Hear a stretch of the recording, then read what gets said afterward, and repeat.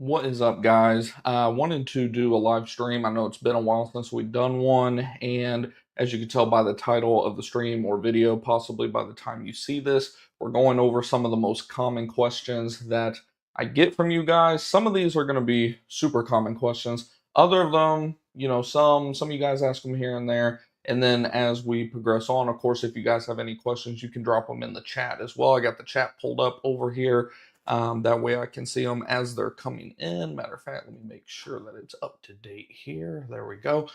So yeah, of course, if you have any questions about starting a home service business, specifically a pest control business, those of you that do not know me, my name is Griffin Thomas. I own the pest control company in the Dallas, Texas area, Preferred Pest Management. We've been in business for about 5 years now, and I just kind of document that entire journey. I know that a bunch of y'all already know that, but of course we get newer viewers in here, it seems like by the hour at this point.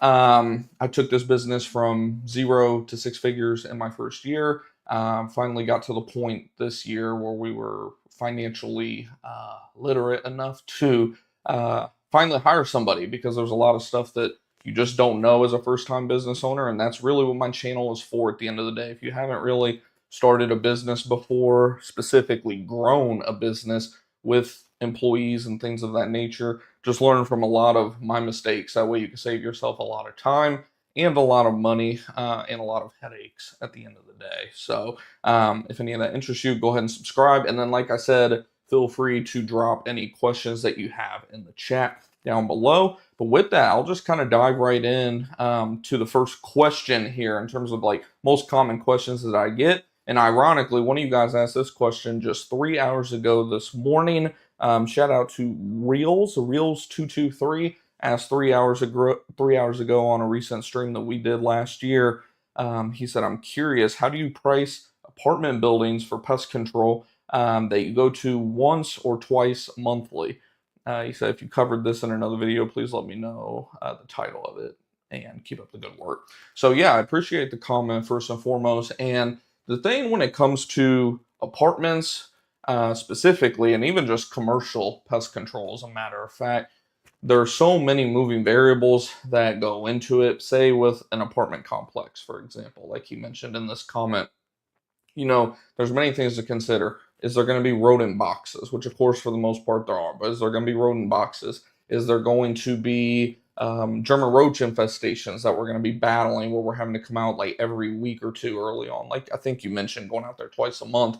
Is there any German roach infestation? I know down here in Dallas, it's very sporadic. Some apartment complexes have German roach infestations for days, while others are relatively smooth sailing. They might deal with American cockroach issues here and there, or rat issues, something like that. But again, what all is going to be involved in that. From there, usually, of course, you'll just take however many rooms there are, in the case of like a hotel, but I count the units as rooms for apartments as well. But you could say units, rooms, whatever you wish. But, whole point being, count up how many units there are. How much time do you expect to obviously spend at each treatment, regardless if, like you mentioned, is it every 2 weeks or is it every month? Usually with a lot of apartment complexes, if they have issues, you're actually going to want to go out there every week early on, and then maybe phase them out to like a bi-weekly treatment,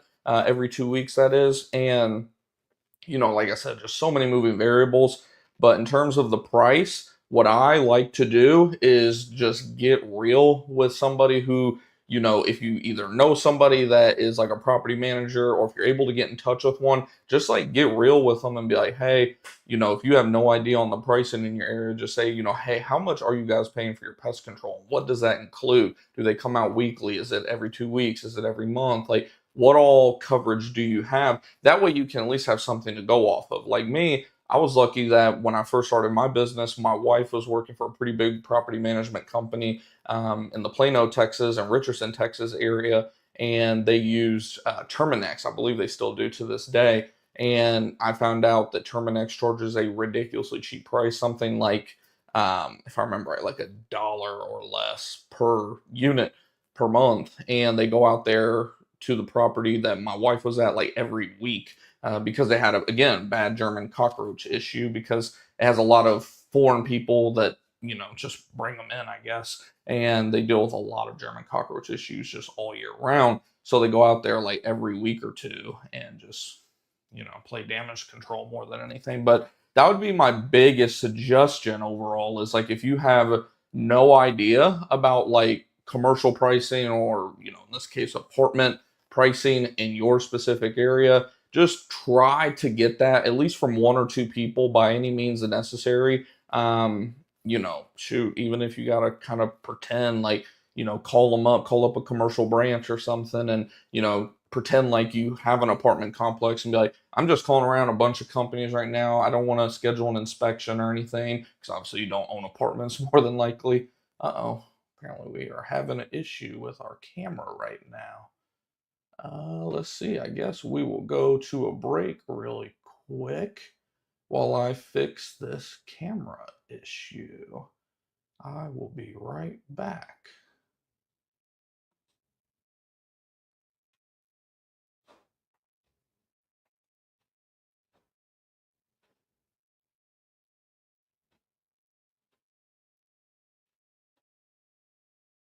Anyone know what's on page 10 of search results? SEMrush can help you get found online. Try it too? Optimize your website, create content that ranks, and earn backlinks. Rank higher with SEMrush.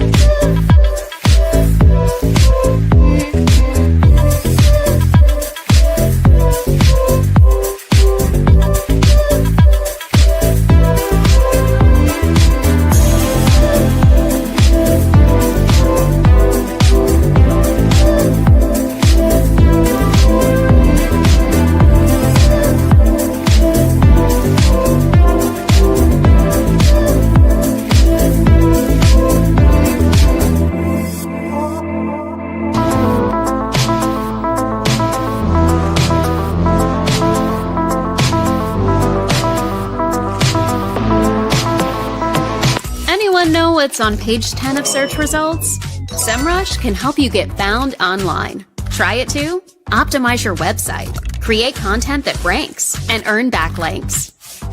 Rank higher with SEMrush.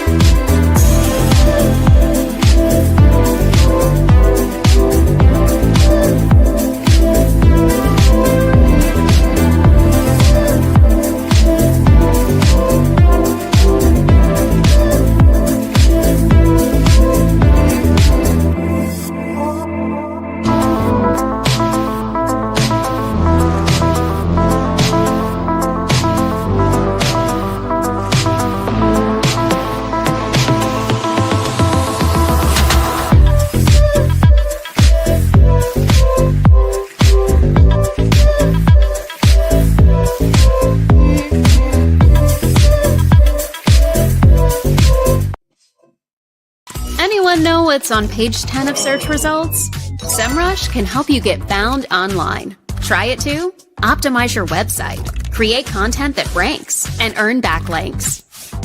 Rank higher with SEMrush.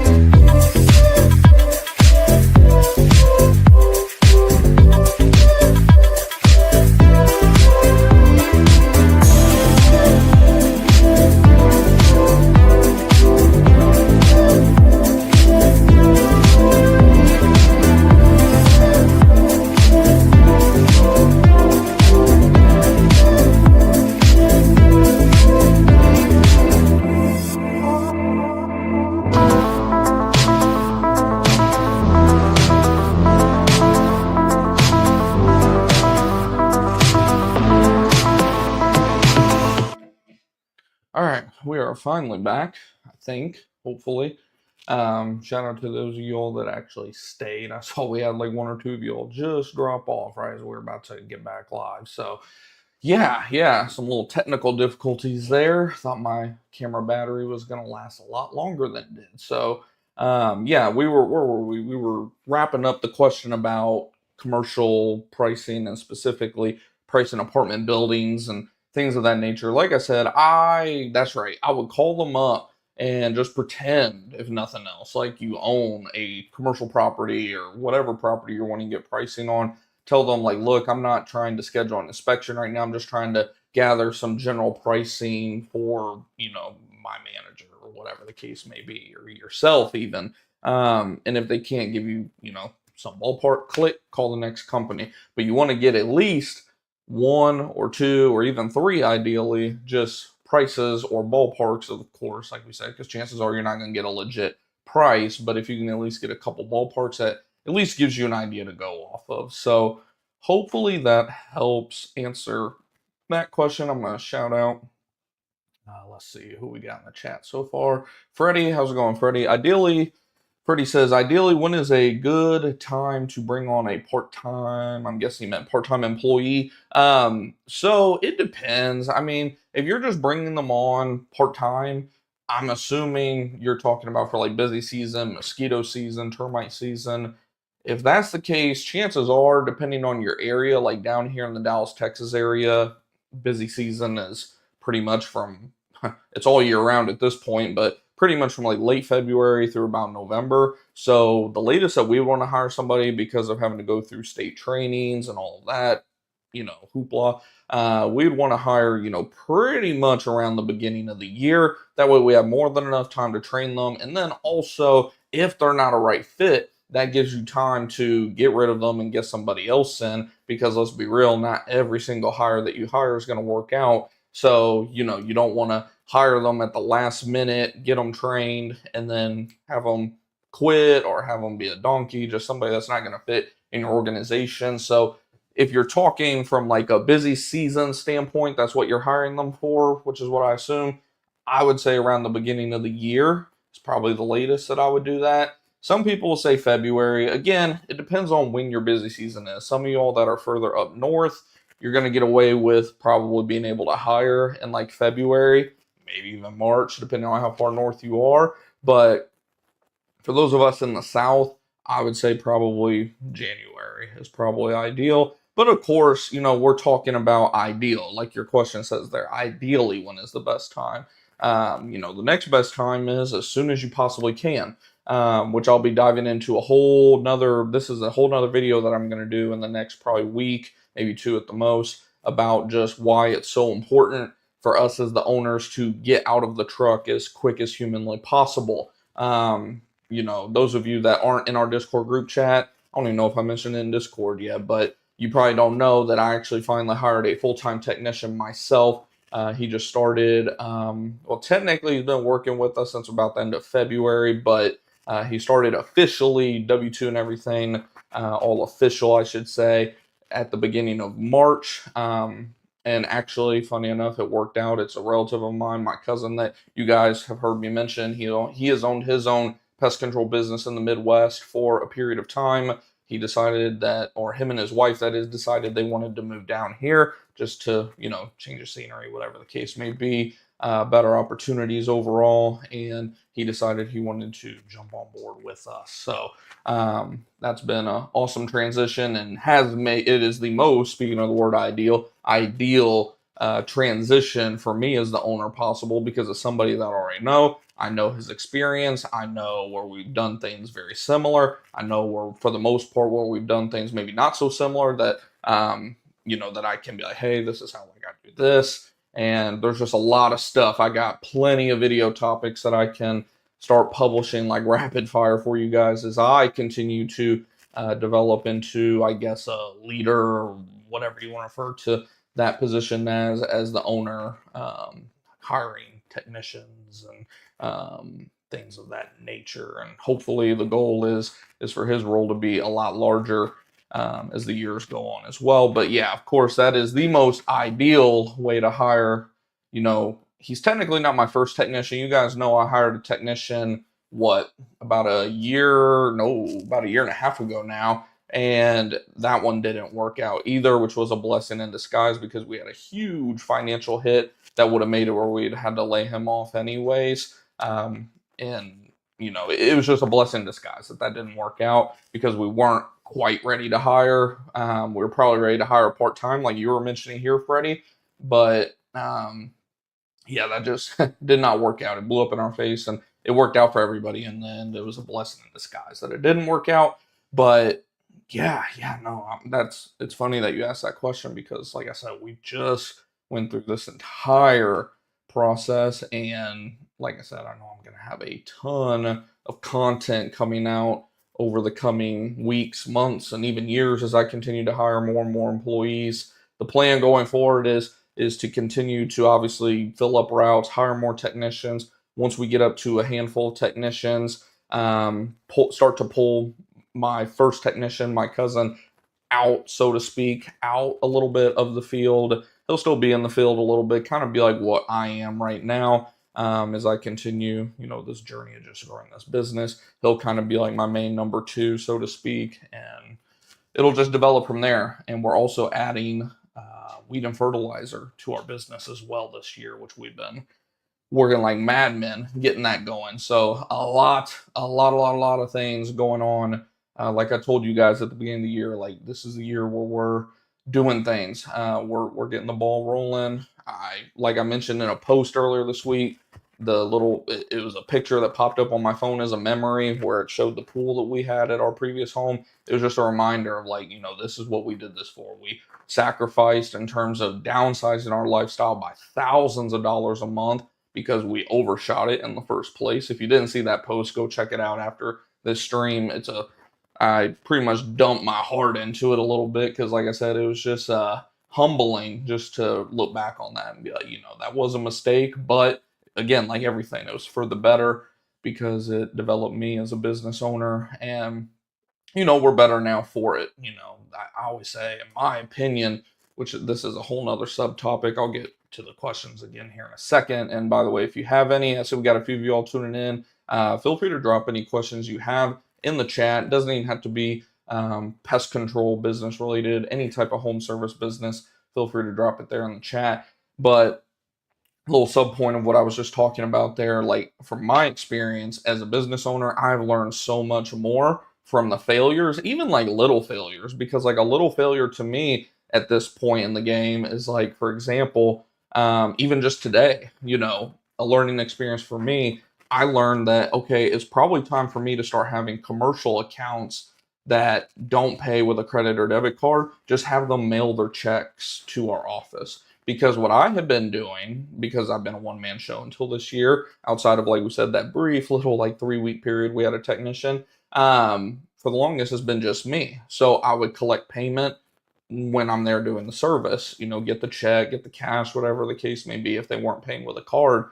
And, my technician, he went and did these commercial accounts today. And one of them he got the check from, but the other one he forgot. And I was just like, man, that's my bad.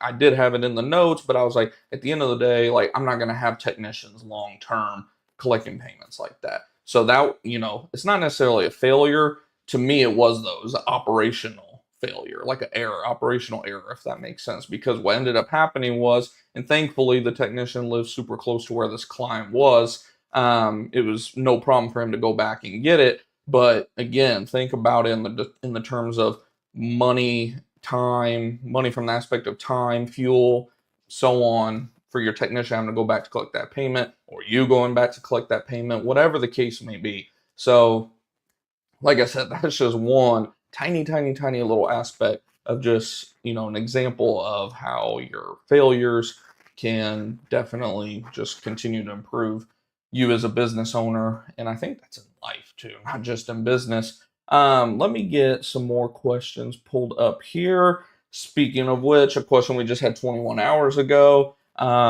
Randall Pratt 591 asks, "Hey man, are you solo or do you have applicators working for you?" And I said, of course, yes, we just hired. Um, let's see, and it's funny, we got this question yesterday too. And is it Antonio? Let me see, Antonio Everin. Hope I'm pronouncing that right. 6627 said, "Do you have a lawn and ornamental program?" Again, the irony of the timing of that question. We are, and not just that. I literally got off the phone with somebody right before and I wrote it down instead of putting it in GorillaDesk because I was scrambling trying to get this live going. Had somebody call, never have gotten like long calls or anything ever. I haven't even put it on my website. Like, I'm not advertising it at all yet. And we just had somebody call us up about general pest control and weed and fertilizer, asking if we do weed and fertilizer. And like I said, just the timing of all that is crazy to me because like we just started putting this in place this week. But yes, starting in April, we are offering weed and fertilizer, but we're doing weed, fertilizer, disease, and aeration services, but we're not doing like landscaping, mowing, any of that stuff at all. Let's see if we have any other questions in the chat so far as well. No other ones. And of course, like I said, if you all have any questions, I see we got about half a dozen or so of you in here right now. Feel free to drop any questions that you might have in the chat. I'm just going over like some of the most common questions that I get asked on this channel or in my DMs, things of that nature, when it comes to starting and growing a home service business. And for those of you that don't know me, like this might be your first time because I know the whole live feed thing on YouTube. Sometimes you just see random people. My name is Griffin Thomas, of course, and I own the company Preferred Pest Management in the Dallas, Texas area. We've been in business about 5 years now. This whole journey started on YouTube, specifically whenever I posted a video about 4 years ago or so about how I took my business from 0 to 6 figures in 1 year. That video has something like 12,000 views at this point, and a lot of you guys seem to resonate with that. So I've been posting about just my entire journey since then, the good, the bad, the ugly. So if any of that interests you and you think you might be able to learn a thing or two off of me, feel free to subscribe. And anytime we go live, they're primarily Q&A based. Like we usually have topics that we'll talk about, but I always go to the chat as well to answer any questions that I'm able to as well. Let's see. Speaking of which, I think we got a question here. Here we go. Pull you up here. Let me see. Hope I'm gonna pronounce your name right. I'm so bad at names. Kinde, is it Kinde? Asks, do you have a list? Do you have a list of items I'll need for my truck? And now, Oh, and how, I'm guessing, to apply things if I have not worked as a pesticide applicator before. Man, so I could do like a whole 2 hour just documentary training, so to speak, on like the how to portion. But in short, either one, first and foremost, like you'll have to make sure that you're eligible to be certified to do so. So in most states, this is going to require either A, some type of formal training through working for a pest control business, or B, having a eligible what like a associate's or maybe a bachelor's degree in what they call like a relatable field or relative field, like entomology, some type of um, some biology ones will apply as well. It just depends state to state when it comes to that from a regulation side. So that's first and foremost. In terms of anything, everything you're going to need on your truck, I did just post a video earlier this week about like my five favorite chemicals, and that video was so hard to make because I don't know if you guys have seen that notice, but very hard to limit yourself to just 5 chemicals. I tried to just put on that list like the staples of like what is always on my truck. That doesn't include obviously like our ant gels, our roach gels, our glue. You could dissect it down to the smallest of things at the end of the day. But main thing is obviously having some type of battery powered backpack sprayer if you're just getting started.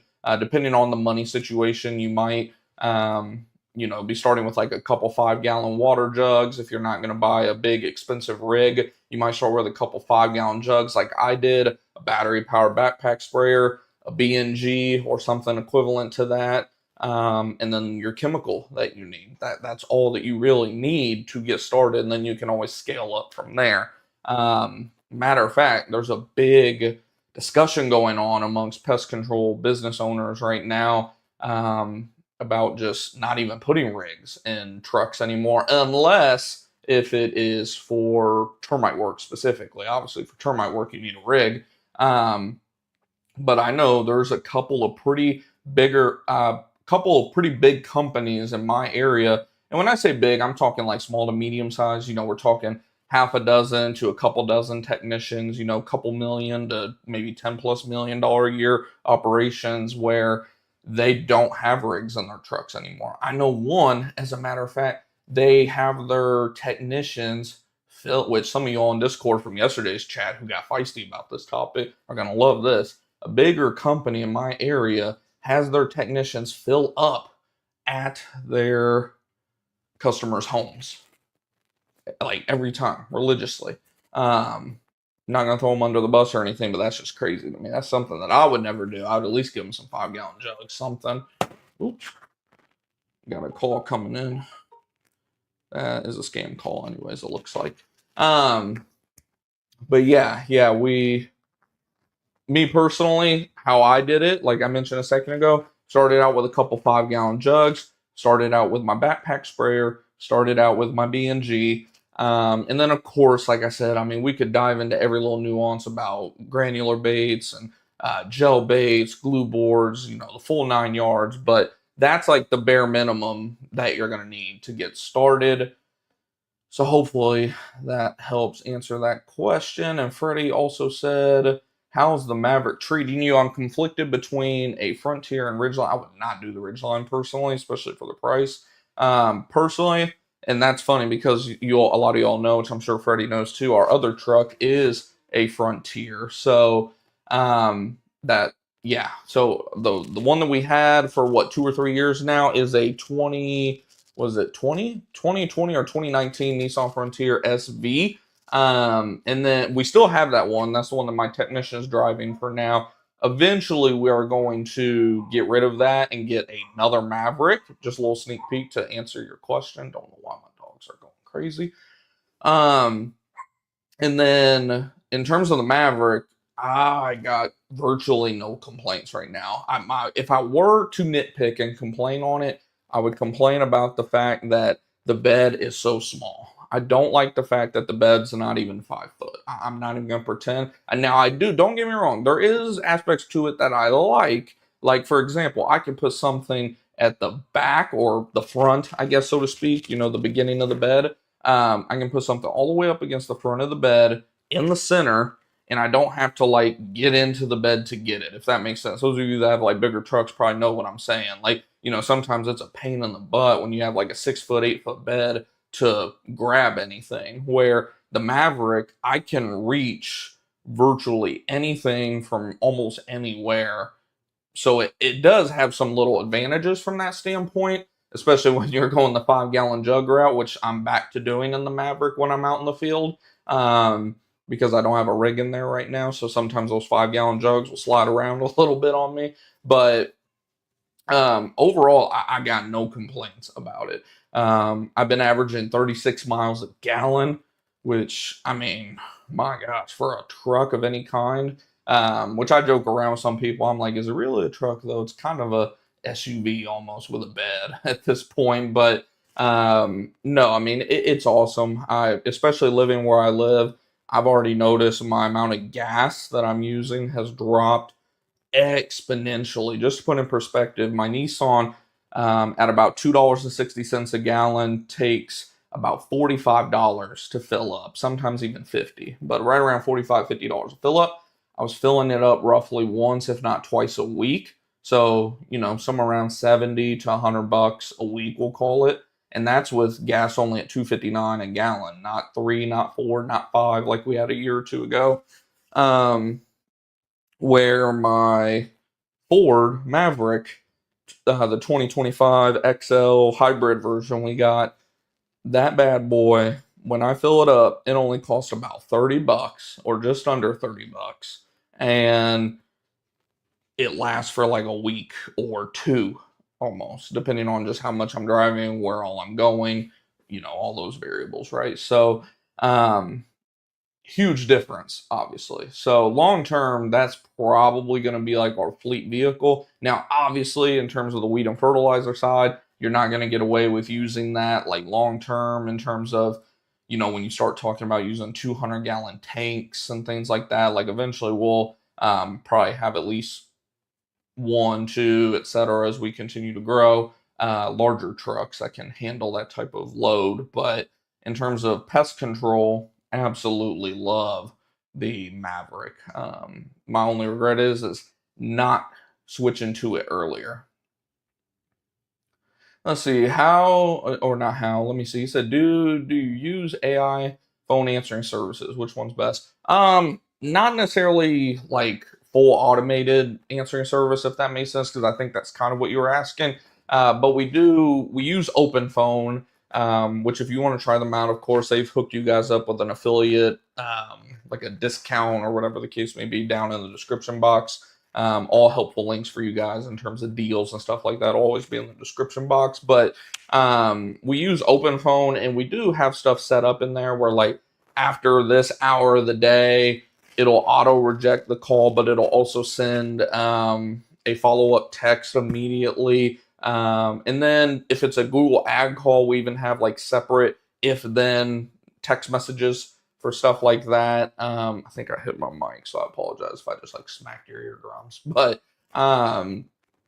yeah, so I mean, we don't use like a straight up pure AI phone answering service. And what I've actually found, because our generic voicemail is kind of robotic sounding, is that people do not care for that nearly as much as they do like and that's just with a voicemail. Now imagine, talking to a just straight up robot.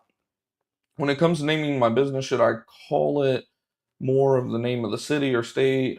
I wouldn't. Main thing is whatever main service you're wanting to rank for in terms of SEO, have that service. So like ours is pest management. You use pest management, pest control. For the love of God, do not use pest solutions. Little tip there. I see so many people use the term pest solutions. Don't get me wrong. I mean, as long as it has the word pest, that's the most important part. But you got to think about what people are searching for and who the hell is searching pest solutions. I can tell you straight up from Google Keyword Planner, nobody. I mean, don't get me wrong, there might be a couple, but you're gonna want that main keyword. The only reason I don't really suggest using like a city or state is because you never know at the end of the day. Say you end up going countrywide. You go into 3 or 4 states, 5 or 6, 7, or who knows, hell, the whole 50 states. Um, Technically, I guess you could just do one for each area, but I mean, who wants to really do that, right? That's just my 2 cents on it. Aaron said, so glad you got a Maverick.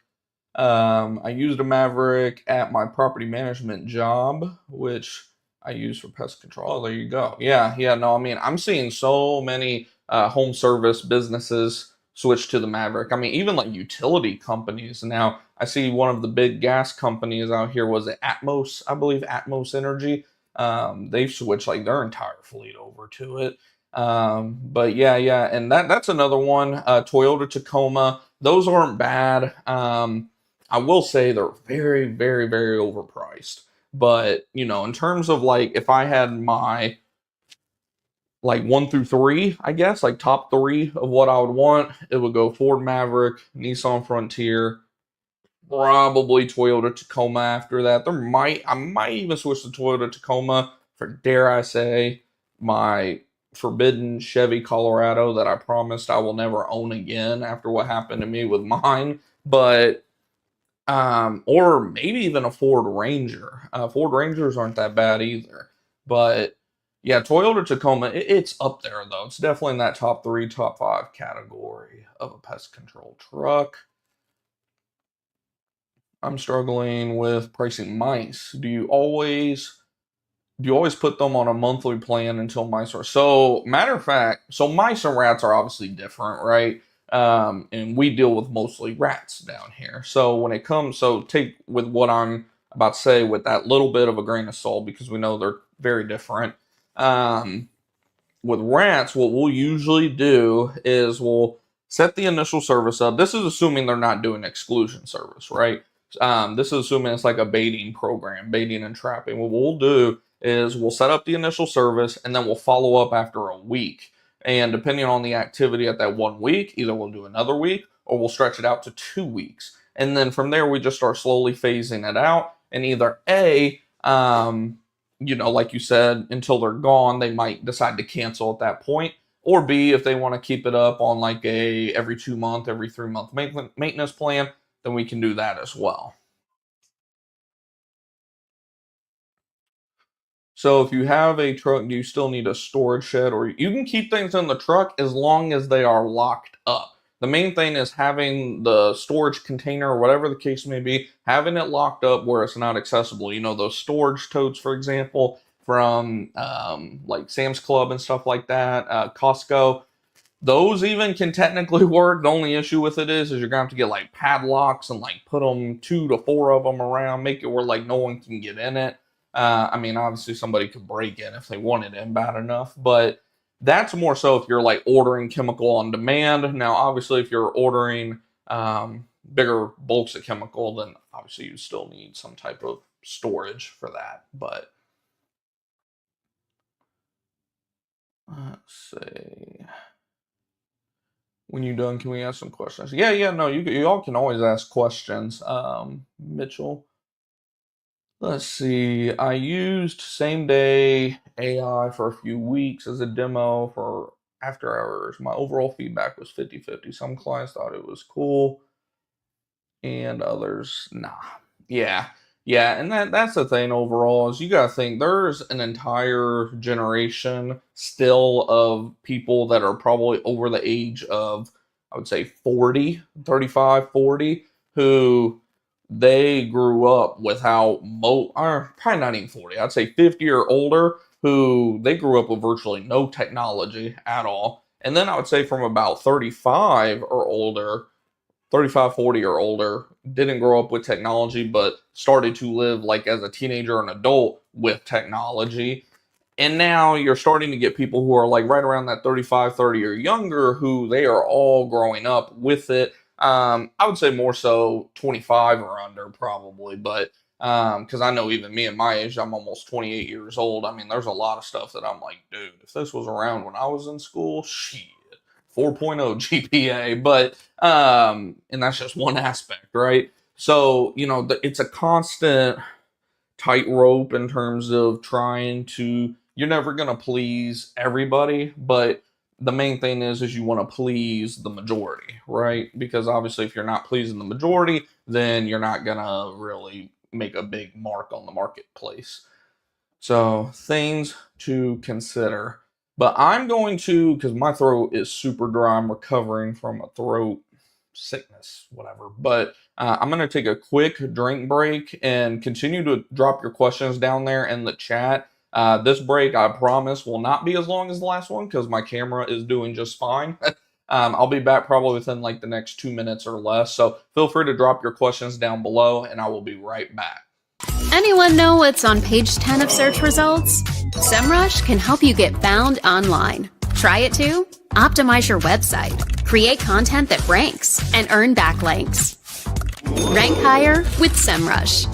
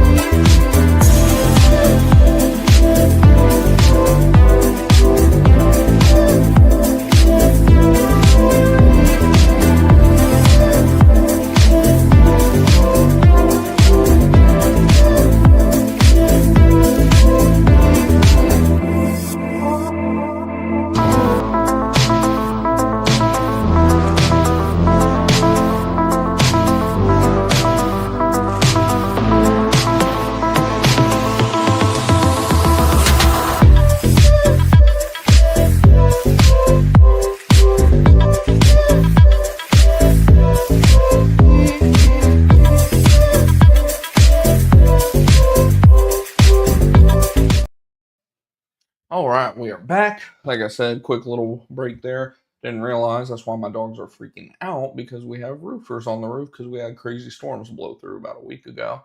But let me see. Let me dive right back into these questions here. Have questions with Google Ads.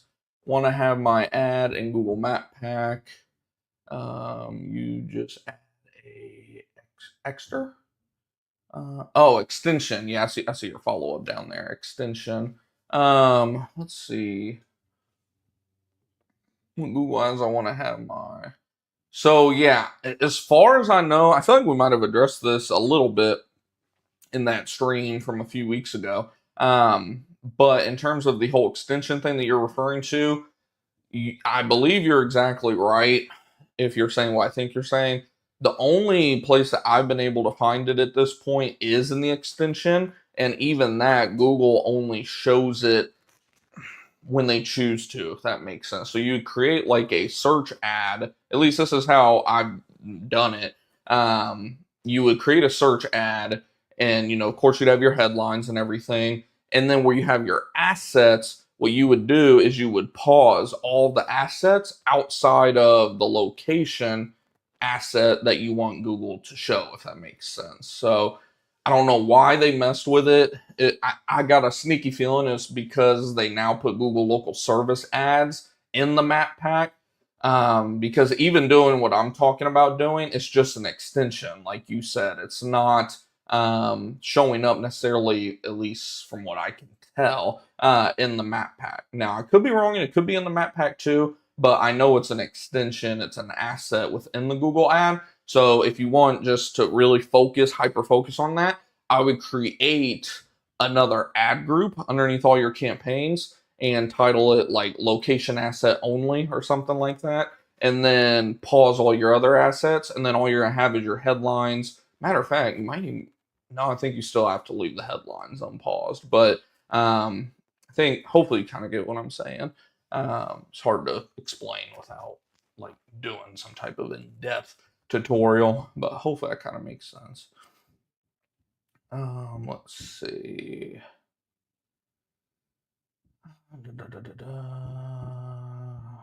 Any advice for getting backlinks? That is exactly why I finally hired somebody for our backlinks. Well, not just backlinks, but SEO, because I was getting backlinks, but they just weren't really moving the needle the last couple years, and they were taking so much time for me to get because I don't have like a backlink network or anything like that. I was essentially doing the old school door knocking of getting backlinks, cold emailing people, and hey, it's so weird asking because most people don't even know what the hell backlinks are. Like because the best backlinks, say for like service businesses, for example, is going to be local backlinks, obviously, like from local, newspapers, local restaurants, local this, that, the other, bunch of hyper local backlinks is going to help home service businesses. But most other businesses don't even know about that either. So it makes it just a total conversation. So what I ended up doing was hiring an SEO company, and we're starting to slowly notice some results. I've only hired them now for I think something like 5 months now, and we are definitely moving up on everything relatively quickly. We are up to, let me see if I can pull up SEMrush here for you guys and share the screen really quick. Which ours have been moving around too, because that's another thing, the quality of the backlinks. And we had a lot of just straight junk backlinks. Like our website was what I would consider almost broken. So let me see if I can share screen, allow, and I want to share this one with you guys. And we'll pop this up. And we'll put me over here. That way I'm kind of out of the way. So, yeah, like I said, I mean, our site, you can't even see everything in terms of like this, where you see visibility. We were literally at like 0%, something like 0.1 at one point. Like our website was almost just broken. And ever since we've started working with them, and what I like about working with them, digital overlords, is we like work together, which, because like I know, like I told them, I know just enough to be dangerous. Which they actually say I apparently know more than what I think I do. But with us like working together, it saves me a little money. It helps me even kind of like keep them honest, so to speak, because either I'm seeing the results or I'm not. Our organic keywords have continued to go up. And like I said, backlinks, this has been fluctuating because we've been having to, I think it's called disavow a bunch of just trash backlinks from purchasing some bad ones. Not just that, but what's called, what do they call it, like negative SEO or something like that, where sometimes your competitors will actually pay for shit backlinks to go to your website to try to like mess up your website. It's pretty fucked up to do, but people do it apparently. Don't do that. Don't be that person, by the way. But yeah, like I said, that's a giant work in progress. I mean, I could even, I guess, click on what the overall backlinks. I'm not going to be able to see too much just because I don't pay for SEMrush right now. I pay for it periodically, like whenever I'm going really heavy into SEO, I'll pay for it. I'll even pay for like the most expensive one, which comes with like all the tools and stuff. Like it's a very, very good tool. It's just I don't need it all the time. So I'll just, that's what I love about it is it's a month to month thing. So you can use the hell out of it for a month or two, and then whenever you don't need it, just go ahead and pause it or cancel, whatever the case may be. So see two backlinks found yesterday. But as you can see, we were like just dropping on backlinks big time. And now we are starting to, I was trying to see if there was a way to like see a list of our backlinks. Let me see. I guess referring domains, maybe. So see, we got some from like today's homeowner, Dex knows, whatever house method is. The main thing is where you see the authority score, you don't want to see something with like a 0, 1, something with like no authority. Another thing, which I do like to use Ahrefs for, which is similar to SEMrush, just not entirely the same. Let me see if I can pull this up really quick here for you guys as well. Da, da, da, da, da. which I know, actually, this is on subject because I thought we were talking about Google Ads still, but we were talking about backlinks. Similar tool, they're going to show slightly different data, so that's another thing to keep in mind. But what I like using them for is they will actually show you for free the domain traffic, how many referring domains, link domain, like they'll show you all this important information because you want to see, how much traffic are they getting.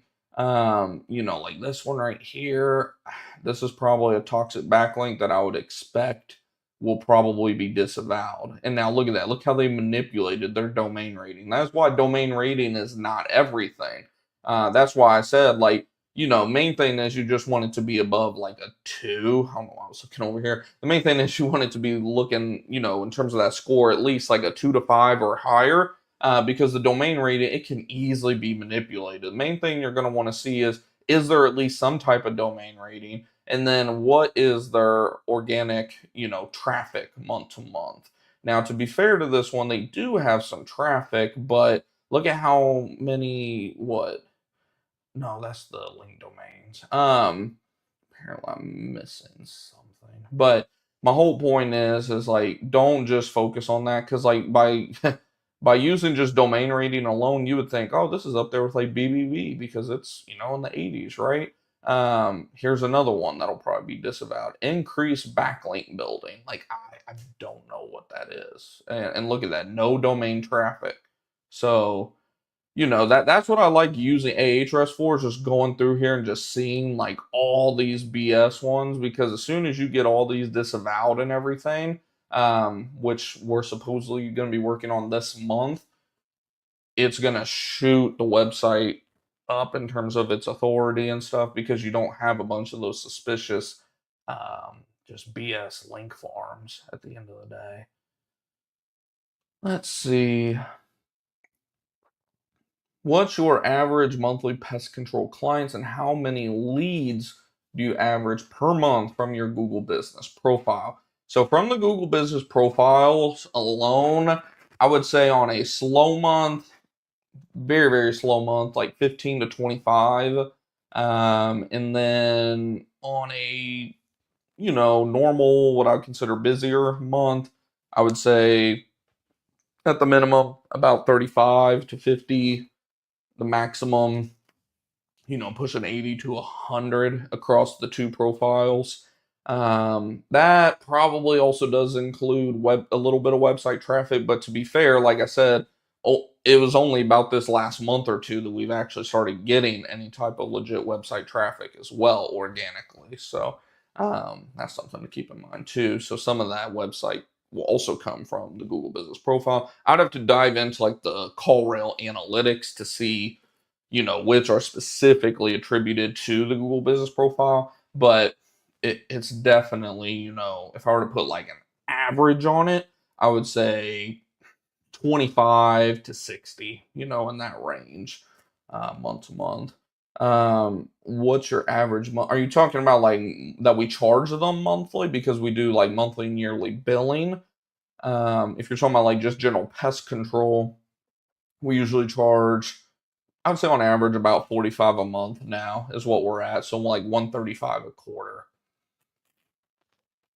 What CRM are you using? We use GorillaDesk.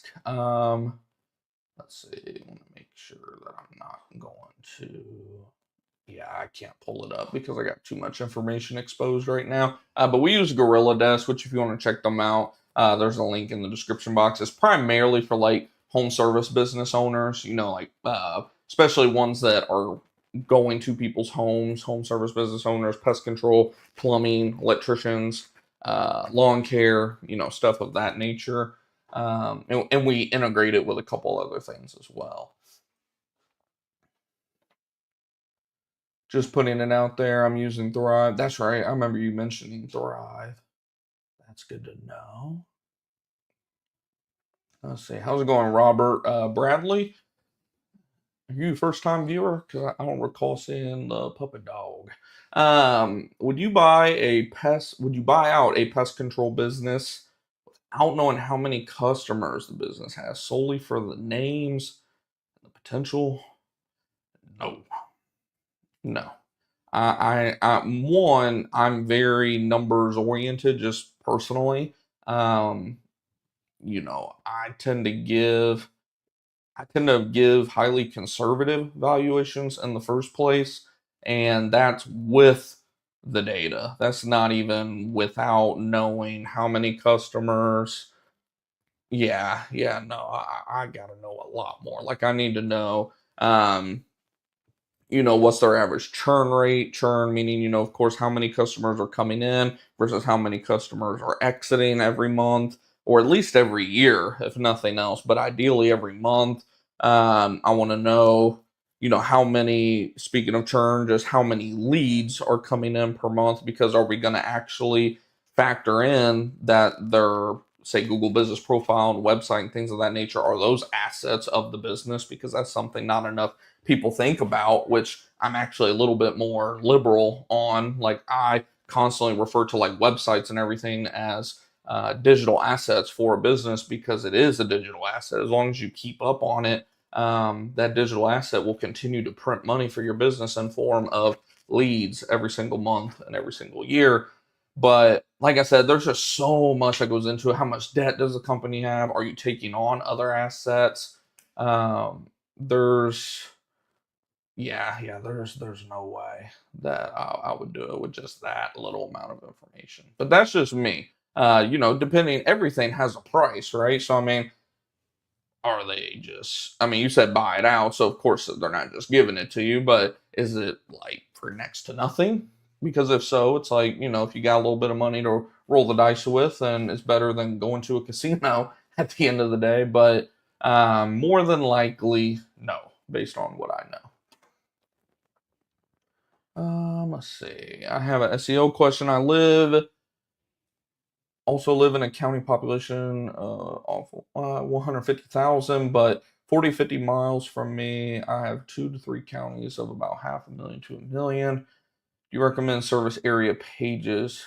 Service area pages, I mean, in terms of the website, they can rank anywhere. Think about these national companies who, sure, they have a headquarters here and then they have branches here, branches there, but then they have the service location pages all over the country.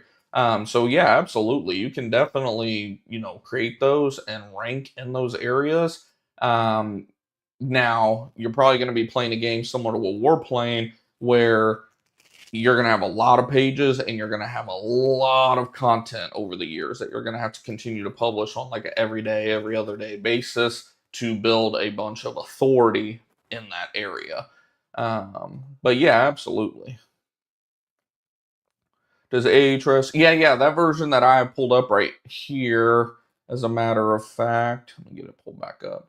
Yeah, this version that I have pulled up, this is actually the free version. You can see in the top right hand corner it says upgrade, because I'm on the free version right now. So, yeah, they do have a free version. They do limit how many things per month you can do, and I haven't really found a way to track that, but you just know because you open it up one day and it's like you've reached your limit for the month, is the only downside of that. But yeah, yeah, they do have a free version. So yeah, let me see. One other common question that I get that I wanted to hit on is from Bug Out Termite and Pest Control. He said, which apparently I did not see this. I need to respond to him too. He said, "Do a lot of your customers go for monthly billing or on bi-monthly?" Do your customers go for the monthly billing on bi-monthly or quarterly services? I'm really considering implementing this on all new customers. Weather and reschedules are driving me nuts when I only charge after completion of service. And yes, so all of our services, outside of commercial, they are paid either monthly or yearly. Now we will offer, like, if they're just hell bent on, I don't want to pay monthly, I don't want to pay yearly, I want to pay each time you come out here, no problem. You're going to be charged one time service rate. Like we'll still put you on the schedule, but we know there's a very high probability you're going to pull that BS. Oh, and by the way, no warranty.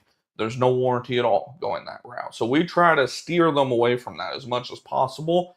But, there are those ones that their hidden motive is they just want a one time. So they go ahead and go with that. And then we hit them up 3 months later. They either don't respond or they push it off, and then they push it off again, and they push it off again, and they end up being like a twice or 3 times a year type of customer. But occasionally it does work out for you. You know, we have a customer to this day who, ironically, she's now on mosquito service, which is recurring. But for whatever reason, she does not want to fully commit to the quarterly pest control. We go out there virtually every 3 months, occasionally 4 months if the schedules just don't work out. And for a home that would normally be like a $45, $50 a month account, she's paying $200 a quarter. Why? Why? And and I'm broken it down to her. I don't do it anymore because I'm just like, I mean, you can lead the horse to water, but you can't make it drink. But like, some people just like that control that much. And like I said, the irony of it is last year she signed up for mosquito services, but hey, you know, sometimes you just give the people what they want to a degree. But yes, absolutely, 99% of all customers are on either a monthly billing frequency or a yearly billing frequency. Let's see. Seeing if I had any other common questions. Someone did ask, I can't find it now. I'm at like 9 days ago. They were asking about GorillaDesk. Like, are you able? Let's see.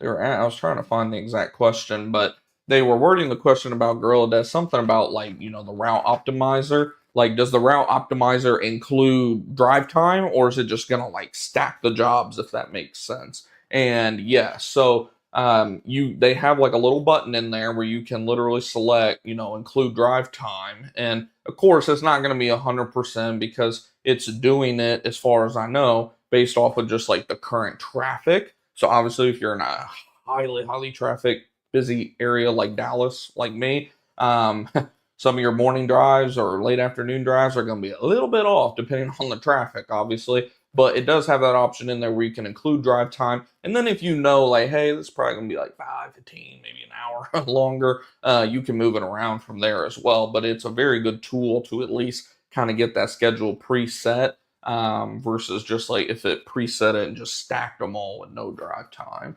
So let's see, if you're running Facebook ads. So I'm not running any Facebook ads right now. I, for whatever reason, have never had just straight up tremendous success with Facebook ads. That'll probably be something that I'll attempt to dive into more probably next year. Once we, you know, really crank out the, like the Google ad printing machine, so to speak, because we got that kind of starting to work for us.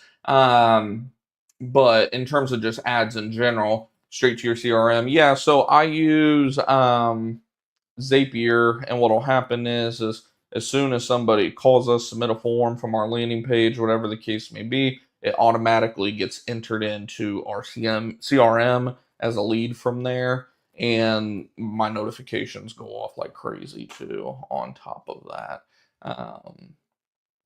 But yeah, it was pretty easy to set up using Zapier. Have you heard of Privier? No, I have not. I know there are so many of these like CRMs and different softwares out here now, though. Let's see. Trying to see if I could find any other common questions that we get. And we'll probably be wrapping up soon. So if you guys have any last second questions or anything, feel free to drop it down in the chat. Oh yeah, here we go. This is a common question I get about ads. Speaking of ads, D Farm 700 said, what have you seen to be the best time of the day to run ads? And one thing about it is you got to know when are your clients most online. But another thing is implement some Google script. I've done a video or live stream or two on Google scripts, and what it is like code essentially that you can put into your Google Ads account that will tell it like, hey, bid on adjust these keyword bids based on this, based on that, based on time of day, all these factors. And with that, we've been running our ads like virtually 24/7 the last, 1 to 2 months now. And I wouldn't necessarily say, to my surprise, there is a best time to run ads.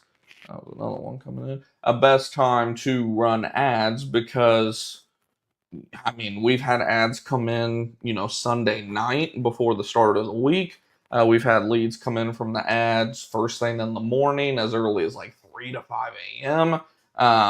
By the way, these ones that are like late night or early morning, the cost per clicks tend to be very, very cheap. Why? Because most people assume they don't want those clicks. So a bunch of people's ads pause overnight, which drives down the cost per click. So there's a lot of moving variables with that. So I would say, from my experience now, having done it all sorts of different ways, I would create a Google Ad script, which you can use ChatGPT to do, by the way. Just tell ChatGPT you need a Google Ad script for blank, and then it'll create it for you. I'm oversimplifying it, but this is in short how it goes. It'll create that script, you paste that script into your scripts of your Google Ads account, you run the script, and it'll even email you. You can set it up to email you updates. So, yeah.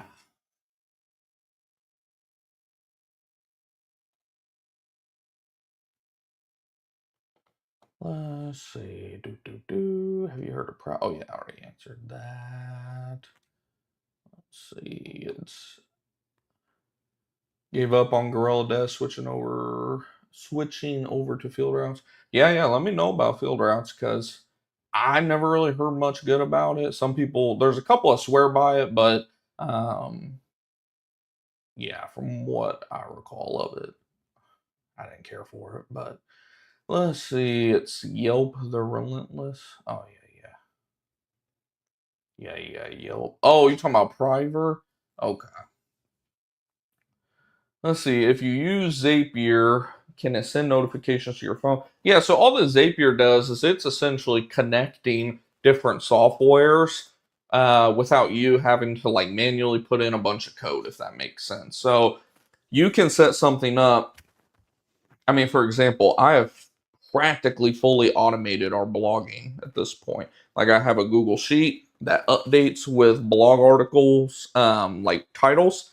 From there, it gets sent over to ChatGPT. ChatGPT knows to create it based on local towns in my area, creates the entire blog article, sends it over to WordPress, gets loaded up into WordPress as a draft, and then all I have to do is go in there and fine tune it, put any pictures in that I want, internal links, external links, all the little fine, bone ribbon details at the end, and then just schedule the post. And then once I schedule the post, what's also automated is as soon as I hit schedule, it will let Zapier know. Zapier lets our social media scheduler Loomly know, and it creates a post in Loomly using ChatGPT about that article, and then boom, it's scheduled for Facebook, Instagram, Twitter.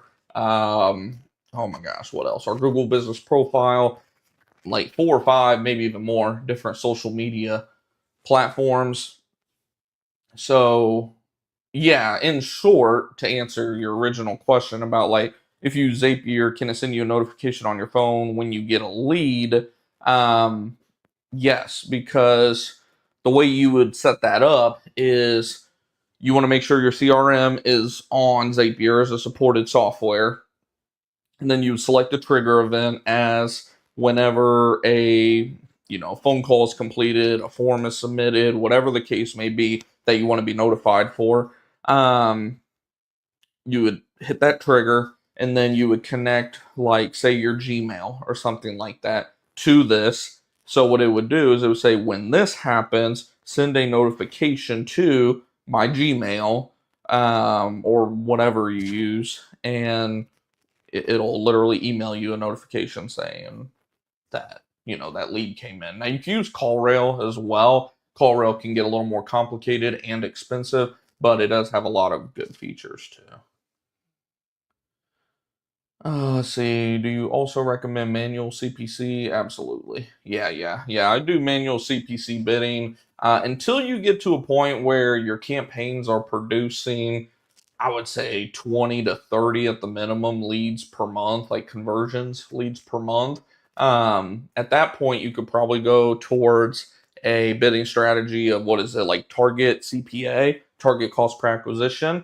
And then from there, you let Google know because Google has enough data. Like, okay, he's paid us, let's just use random numbers, $1,000, and he's gotten, uh, you know, 20 leads, right? So he's paying $50 a lead. Well, then you can go in there and do the bidding strategy of target CPA. Say you want to get that down, you can let Google know, hey, I want my target CPA around like $40, $45. And then Google will see, oh, okay, well, he's at 50 right now. Let's try. Now, I'm not saying you can literally go in there and say, hey, I want to pay $5 for a lead, right? Like, you can't just name your price, but like, there's going to be a point where you essentially get a middle finger from the algo, and then it actually goes up in price. But in ways, once you have enough data in your account, you can actually almost make Google's bots kind of your partner, so to speak, when it comes to your bidding strategy. But yes, early on, when you have very little data, even me, like we're getting, a few leads a month, but nothing crazy enough to do that. We're still doing manual CPC along with our Google script as well. So yeah, that is pretty much it. Man, it's almost 90 degrees down here. That's crazy. I just saw that right here. I don't even know if y'all can see that. Oh, and the screen would go black. Crazy. Not even April yet. But hopefully you guys did take some valuable information from this video, this live stream, or I know some of you guys listen on podcasts once I upload it from YouTube to our podcast across all the podcasting platforms. If you did, do me a favor, share it with somebody, hit the thumbs up. If you're not subscribed on YouTube already, go ahead and hit the subscribe button. And if you're watching this, once it goes from a video or a live stream, that is, live stream to a video, then there should be a playlist. I want to say somewhere in this corner, somewhere around here, where you can watch other videos. And if you're watching it live, hopefully you guys will catch the next one as well. I'm trying to be better about scheduling these in advance. It should get a little bit easier now that I'm starting to get out of the truck a little bit. But I'm trying to post them ideally at least a day, 2, or even a week in advance. But sometimes I only have a few hours in advance to post them for you guys. So hopefully you guys did enjoy it. Smash thumbs up button as always. That helps us out big time. Share it. Thumbs up. Share it. And I'll see y'all in the next one. Take it easy, guys.